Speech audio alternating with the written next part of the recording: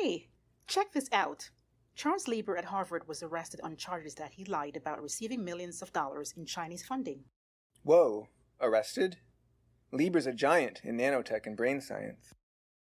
The FBI has historically pursued similar China-related cases only when they allegedly involve stealing trade secrets, more commonly in the corporate sector.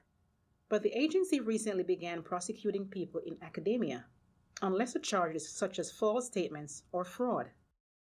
That's big.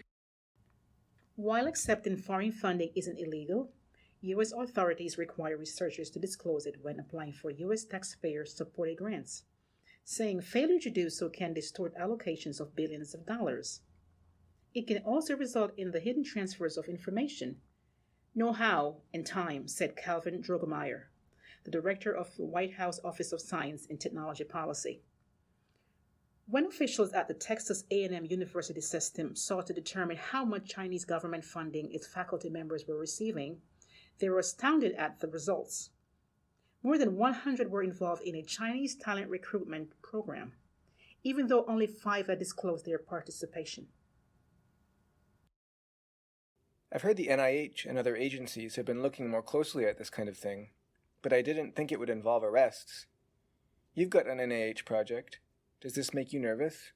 No, the disclosures are a big deal, but the Sponsored Programs Office helped when I was going through the process. The NIH and other federal sponsors are really serious about having us disclose any other support that contributes to our research, especially foreign support. The advice I got was not to overthink this. You've got to disclose everything, no matter how big or small. Not just things you think might be a problem or red flag. That's how you can get in trouble. When you think something just isn't big enough to mention, it's not always obvious to you what the sponsors think is significant. What sorts of things are they looking for? It's really broad.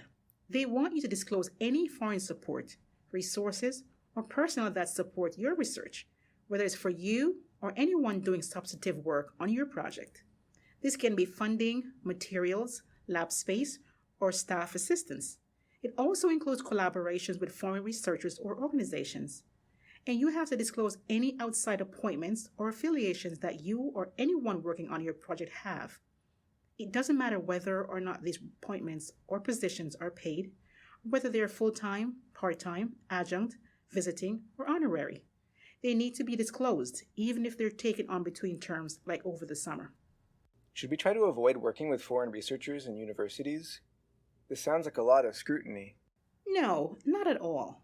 The point is transparency. It's understood there will be international collaborations, and these are valuable to the researchers, students, and the campus. Sponsors just need to know about them, so they can evaluate them in the context of the work they're funding. If you're unsure about whether to disclose something, you should include it.